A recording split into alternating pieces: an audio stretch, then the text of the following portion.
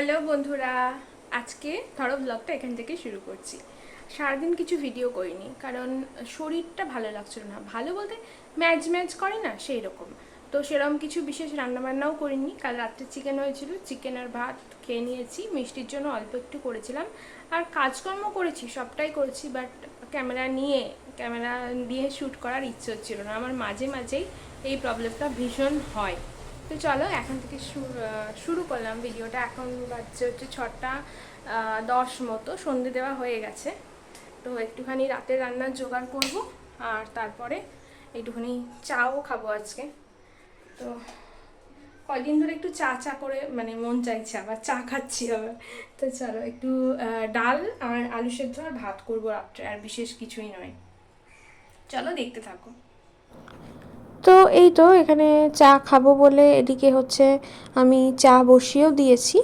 দুধ চা করছি, 2 কাপ চা করছি আমার জন্য, আর মিষ্টিকে পড়াতে এসছে মিষ্টি দিদিভাইয়ের জন্য।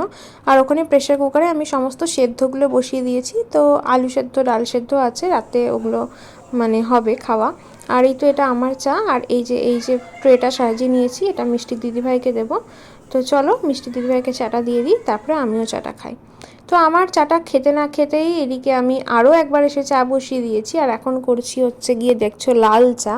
তার কারণ হচ্ছে আমার শ্বশুরমশাই আর শাশুড়ি মা এসেছে। তো শ্বশুর শাশুড়ি দুধ চা খায় না, লাল চা খায়। তো তাদের জন্য এখন লাল চা করে দিচ্ছি। আর আজকে সন্ধ্যা থেকে আমার 3বার চা করা হলো। একবার নিজের জন্য করেছিলাম, আর এখন মিষ্টি দাদু ঠাম্মির জন্য করে দিয়ে দিলাম। আর কিছুক্ষণ পরে তারা আবার একবার চা খেয়েছিল, তো তাদের জন্য করেছিলাম। তো আজকে কিন্তু সন্ধ্যে থেকে মানে মোটামুটি 1.5 ঘন্টার মধ্যে আমার 3বার চা করা হয়ে গেছে। তো চা খেতে খেতে ওনারা এখানে টিভিতে একটা বাংলা সিনেমা দেখছিল। আর তারপর আমরা রাতের খাবার খেয়ে নিচ্ছি। এই তো রাতে করেছিলাম পটল সেদ্ধ, আলু সেদ্ধ, পেঁপে সেদ্ধ আর মুসুরির ডাল, তার সাথে ভাত। রাতে ওইটুকু খাবার দাবার খেয়ে আমরা সবাই ঘুমিয়ে গেছি। আর এটা হচ্ছে নেক্সট ডে মর্নিং। তো এতক্ষণে কিন্তু মিষ্টি স্কুলেও চলে গেছে।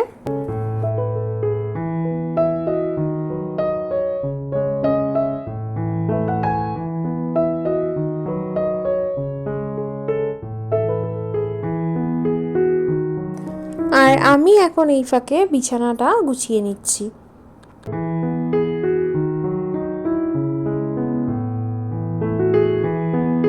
কিছুদিন আগেই আমাদের এক দুঃসম্পর্কের আত্মীয় মারা গেছিলেন। সেই কারণে 2-1 দিন একটু ভিডিও দিতে পারিনি। তবে একটা কথা কি জানো, সব মৃত্যু কিন্তু দেহের হয় না। কিছু কিছু মৃত্যু মানুষের বিশ্বাস, ভালোবাসা আর স্বপ্নেরও হয়ে থাকে।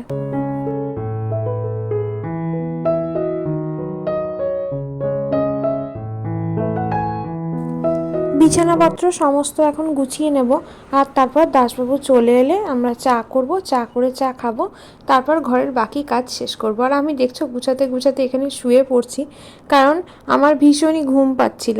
আমি বলছিলাম যে দাসবাবুকে, জানো তো আজ নেহাত মিষ্টির পরীক্ষা, তাই ওকে স্কুল আমাকে বাধ্য হয়ে পাঠাতেই হলো।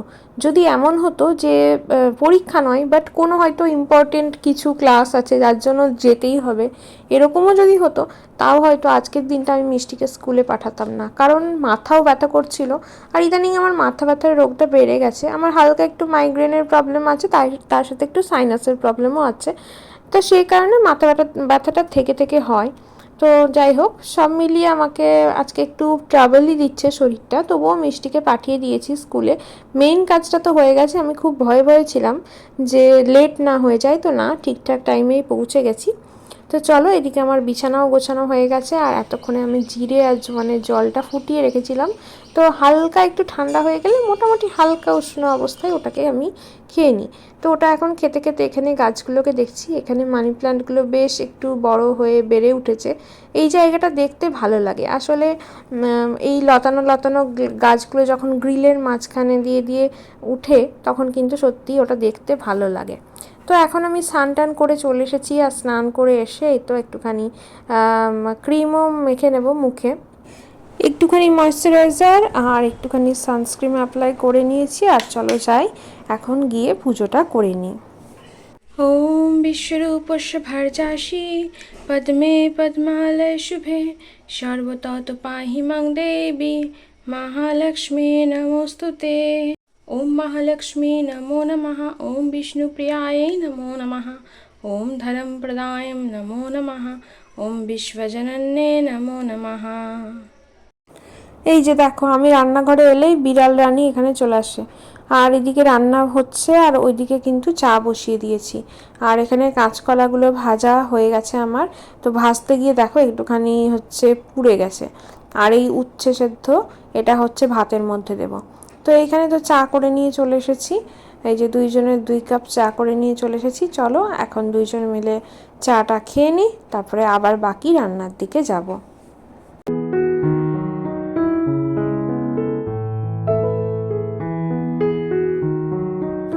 আর এই যে চাটা খেয়ে রান্নাবান্না শেষ করে মিষ্টিকেও দাসবাবু স্কুল থেকে নিয়ে চলে এসেছে।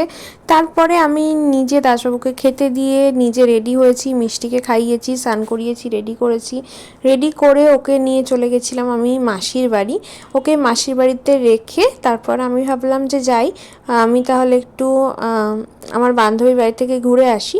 সেটা ভেবে ওকে ওখানে রেখে দিলাম মাসির বাড়িতে, দিয়ে একটুখানি আমার বান্ধবীর বাড়ি গেলাম। এই বান্ধবী বলতে কিন্তু আমার পাড়ার বান্ধবী নয়, এটা হচ্ছে আমার স্কুলের অন্য একটা বান্ধবী, যে মোটামুটি বহরমপুরেই থাকে। তো তার সাথে দেখা করার জন্য চলে গিয়েছিলাম। আর এই যে চলেও এসেছি ওদের বাড়ি।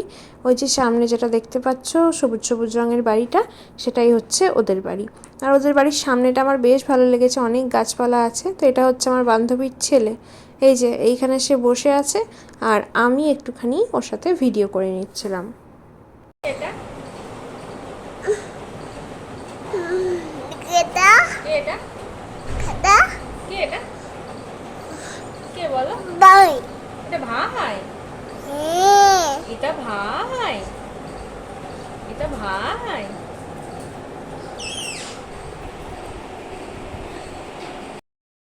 এখানে বৃষ্টির দিনে বান্ধবীর সাথে গল্প আড্ডা, আর তার সাথে পনির পকোড়া উইথ কোল্ড ড্রিঙ্কস আমরা এনজয় করেছিলাম। আর দিনটা সব মিলিয়ে বেশ ভালোই কেটেছিল। তো চলো, এই আবার বৃষ্টি শুরু হয়ে গেছে। বৃষ্টি থামলেই এবার আমি বেরোবো, আর মিষ্টিকে মাসির বাড়ি থেকে নিয়ে তারপর নিজেও বাড়ি ফিরবো। তো চলো, আজকের মতো ভিডিওটা এখানেই শেষ করছি। তোমার সাথে দেখা হচ্ছে আগামী দিন, নতুন দিন সাথে নতুন ব্লগ নিয়ে। ততক্ষণ পর্যন্ত সবাই ভালো থেকো, সুস্থ থেকো। টাটা।